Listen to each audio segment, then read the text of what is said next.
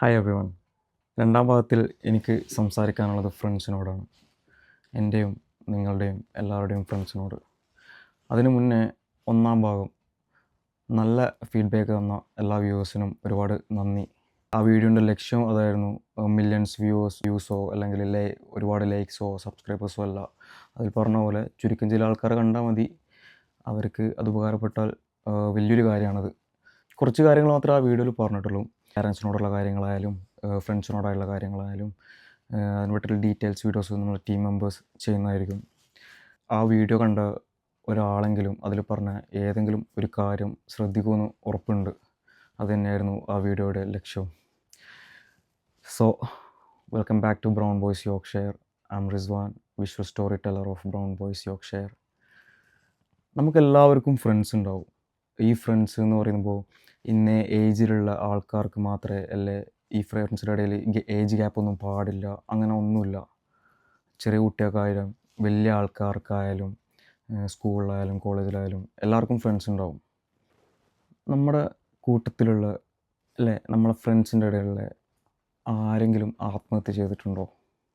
അല്ലെങ്കിൽ നമ്മളെ ഫ്രണ്ട്സിൻ്റെ ഇടയിലുള്ള ആരെങ്കിലും ഇനി ആത്മഹത്യ ചെയ്യുമോ, ചെയ്യാൻ പോകുമോ, അങ്ങനെയൊന്നും ഇല്ലാതിരിക്കട്ടെ, അതിന് നമ്മൾ റെസ്പോൺസിബിൾ ആണോ? നിങ്ങളൊന്ന് ആലോചിക്കുക. ആൻസർ അവിടെ വെക്കട്ടെ. റീസെൻ്റ്ലി സിമിലർ ആയിട്ടുള്ള 3 റിപ്പോർട്ട് ശ്രദ്ധയിൽപ്പെട്ടു. കേരളത്തിൽ നിന്നല്ല, നമ്മളെ അയൽ സംസ്ഥാനങ്ങളായ കർണാടക, ആന്ധ്രാപ്രദേശ്, തമിഴ്നാട്. 3 മെഡിക്കൽ സ്റ്റുഡൻസാണ്. 3 പേരും ഹോസ്റ്റലിൽ വെച്ചു ബിൽഡിങ്ങിൻ്റെ മുകളിൽ നിന്ന് എടുത്ത് ചാടി സൂയിസൈഡ് ചെയ്തവരാണ്. നമ്മൾ ഈ ഹോസ്റ്റൽ പോലുള്ള സ്ഥലങ്ങളിൽ നിൽക്കുന്ന സമയത്ത്, അല്ലെങ്കിൽ വീട് വിട്ട് പുറത്തു പോയി നിന്ന് താമസിച്ച് പഠിക്കുന്ന ആ ഒരു സമയത്ത് നമുക്ക് ഇമോഷണൽ സപ്പോർട്ട് കിട്ടാനുള്ള ഫസ്റ്റ് ആൻഡ് ഒട്ട്മോസ്റ്റ് സോഴ്സ് നമ്മളെ ഫ്രണ്ട്സാണ്. നിങ്ങളൊന്ന് ചിന്തിച്ച് നോക്കുക, നിങ്ങൾക്ക് കൃത്യമായിട്ടുള്ള ഇമോഷണൽ സപ്പോർട്ട് കിട്ടുന്നുണ്ടോ? അല്ലെങ്കിൽ നിങ്ങൾക്ക് ആ ഇമോഷണൽ സപ്പോർട്ട് കൊടുക്കാൻ പറ്റുന്നുണ്ടോ? അവൻ എന്നോടൊന്നും പറഞ്ഞില്ല, അവനിക്കെന്താ എന്നോട് പറഞ്ഞൂടെ, അങ്ങനെയൊക്കെ നമ്മളിങ്ങനെ പറയും. എന്തുകൊണ്ട് അവർക്കൊരു വിഷമം വരുന്ന സമയത്ത് നിങ്ങളോട് പറഞ്ഞില്ല എന്ന് നിങ്ങളെപ്പോഴെങ്കിലും ഒന്ന് ചിന്തിച്ച് നോക്കിയിട്ടുണ്ടോ? ചിലപ്പോൾ അവർ വിചാരിച്ചിട്ടുണ്ടാകും ഇതത്ര കോൺഫിഡൻഷ്യൽ അല്ല. അതായത് ഞാനിപ്പോൾ എൻ്റെ ഒരു പ്രശ്നം, ഞാൻ അനുഭവിക്കുന്നൊരു വേദന എൻ്റെ ഫ്രണ്ട്സിനോട് പറഞ്ഞാൽ, എൻ്റെ ഒരു ഫ്രണ്ടിനോട് പറഞ്ഞാൽ, എൻ്റെ റൂംമേറ്റിനോട് പറഞ്ഞാൽ അവനിനി വേറെ ആരോടെങ്കിലും പറയുമോ, അല്ലെങ്കിൽ അവന് അത് പറഞ്ഞത് വെച്ച് വേറെ സന്ദർഭങ്ങളിൽ എന്നെ അവരെ മുമ്പിൽ നിന്ന് ഇൻസൾട്ട് ചെയ്യുമോ, ബുള്ളി ചെയ്യുമോ, അങ്ങനെയൊക്കെ ആയിരിക്കും ചിന്തിച്ചിരിക്കാം. നമ്മളെ കൂട്ടത്തിലുള്ളൊരു സുഹൃത്ത്, എപ്പോഴും നമ്മളോട് ഇരിക്കുന്ന, ഫ്രീ ടൈം കിട്ടുന്ന സമയത്ത് നമ്മളോട് സ്പെൻഡ് ചെയ്യുന്നൊരു ഫ്രണ്ട് ഇന്ന് നമ്മളോട് സ്പെൻഡ് ചെയ്യാനില്ല, കുറച്ച് ആഴ്ചകളായി അല്ലെങ്കിൽ ദിവസങ്ങളായി മാറി നിൽക്കുകയാണ്. നിങ്ങളോട് ഇരിക്കാതെ വേറെ ഒറ്റയ്ക്ക് ഇരിക്കുന്ന ആ ഒരു സമയത്ത് നമ്മൾ ചിന്തിച്ചിട്ടുണ്ടാകാൻ, അവന് വല്ല ജാടയായി, അവനക്ക് വേറെ ആൾ സെറ്റായി, അതുകൊണ്ട് മാറി നിൽക്കുകയാണ്, അതുകൊണ്ടാണ് അവൻ ഫോണിൽ കൂടുതൽ സമയം സ്പെൻഡ് ചെയ്യുന്നത്, നമ്മളോട് സ്പെൻഡ് ചെയ്യാതെ. അങ്ങനെയൊക്കെ പറയും. ഈഗോ ആണ്, ആറ്റിറ്റ്യൂഡാണ്, അങ്ങനെയൊക്കെ പറയും.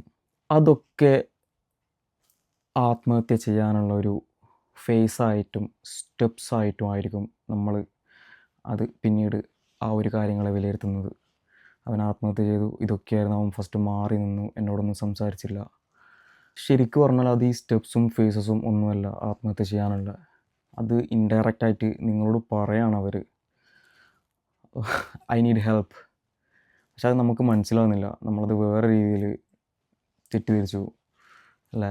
പെട്ടെന്ന് നമ്മളെ കൂടെ ഉണ്ടായ സ്വഭാവം മാറുന്ന സമയത്ത് നമ്മൾ സ്വഭാവം മാറി അവനെ നേരെ അങ്ങ് അവൻ്റെ ഭാഗത്ത മിസ്റ്റേക്ക് എന്നുള്ള നിലക്ക് നമ്മൾ കാര്യങ്ങളൊക്കെ കൊണ്ടുപോകും.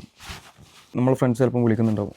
അപ്പോൾ അത് ആ ഒരു കോളോ അല്ലെങ്കിൽ ആ ഒരു മെസ്സേജോ നിങ്ങൾ പരമാവധി വേഗത്തിൽ റെസ്പോണ്ട് ചെയ്യുക പറ്റുമെങ്കിൽ. ബിക്കോസ് അത് അവർ നിങ്ങളോട് സഹായം ചോദിച്ചിട്ടുള്ളൊരു കോളായിരിക്കാം. സോ ഫ്രണ്ട്സായിരിക്കും എന്തെങ്കിലും പ്രശ്നം ഉണ്ടാകുന്ന സമയത്ത് നമ്മൾ ഫ്രണ്ട്സിനോടായിരിക്കും ആദ്യമായിട്ട് ഓപ്പണായിട്ട് സംസാരിക്കാൻ. നമ്മളെ പാരൻസിനോട് പോലും നമുക്ക് ചില കാര്യങ്ങൾ സംസാരിക്കാൻ പറ്റില്ല. ആ സമയത്തായിരിക്കും നമ്മൾ ഫ്രണ്ട്സിനോട് കുറച്ച് കാര്യങ്ങൾ വിശ്വാസത്തോട് കൂടിയിട്ട് സംസാരിക്കുക. അവരോട് ചോദിക്കുക ഇടയ്ക്കിടയ്ക്ക്, അറിയോ ഓക്കെ, എടാ നീ ഓക്കെ അല്ലേ, ഓക്കെ അല്ലെങ്കിൽ പറയണം കേട്ടോ, അങ്ങനെയൊക്കെ പറയാൻ. നമ്മൾ അങ്ങനത്തെ കാര്യമൊന്നും ചെയ്യില്ലല്ലേ. നമ്മൾ ഭയങ്കര ഫ്രണ്ട്ഷിപ്പുള്ള ആളായാലും നമ്മളെ റൂംമേറ്റ്സ് ആയാലും നമ്മൾ എന്താടാ ഓക്കെ അല്ലേ, കാര്യങ്ങളിൽ ഓക്കെ അല്ലേ എന്ന് ചോദിക്കുന്ന സമയത്ത് ഒരു ക്രിഞ്ച് അടിക്കും. പക്ഷെ അതങ്ങനെയൊന്നുമല്ല. അതങ്ങനെ ഒക്കെ ചോദിക്കുക.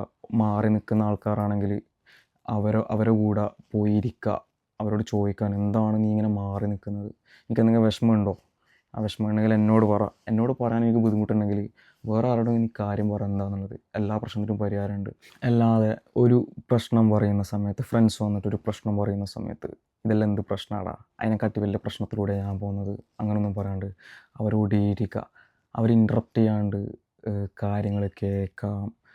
അവരോട് എപ്പോഴും ഇങ്ങനെ എന്തെങ്കിലും പ്രശ്നം പറയുന്ന സമയത്ത് എന്താടാ ഒന്ന് ഉഷാറാവ് അങ്ങനെയൊന്നും പറയാണ്ട് പെട്ടെന്ന് തന്നെ അത് പറയാണ്ട് സമാധാനിപ്പിച്ചുകൊണ്ട് ഞാൻ നിൻ്റെ കൂടെ ഉണ്ട് എന്നൊക്കെ പറഞ്ഞ് കാര്യങ്ങൾ കേട്ട് മോട്ടിവേറ്റ് ചെയ്ത് കൊണ്ടുവരാം. നമ്മുടെ ഫ്രണ്ട്സിൻ്റെ സോഷ്യൽ മീഡിയ പോസ്റ്റൊക്കെ ജസ്റ്റ് ഒന്ന് മൈൻഡ് ചെയ്യുക. സാഡായിട്ടുള്ള ഡാർക്കായിട്ടുള്ള പോസ്റ്റ് ഇടുന്ന സമയത്ത് ഒന്ന് ജസ്റ്റ് വിളിച്ചന്വേഷിക്കുക എന്തെങ്കിലും പ്രശ്നമുണ്ടോ, അങ്ങനത്തെ കുറച്ച് കാര്യങ്ങൾ. ഹോപ്പ്ലെസ് എന്നൊക്കെ പറയുന്ന സമയത്ത് അല്ലേ, കുറച്ച് നമ്മളെ ഫ്രണ്ട്സ് പറയും എനിക്കിനി വേറെ വയ്യൊന്നുമില്ലടാ, ഐ ആം ഹോപ്പ്ലെസ്, അങ്ങനെയൊക്കെ പറയുന്ന സമയത്ത് അത് തമാശക്ക് വിട്ട് കളയാതെ സീരിയസ് ആയിട്ട് എടുത്ത് വിഷമങ്ങൾ എന്താണെന്ന് മനസ്സിലാക്കുക.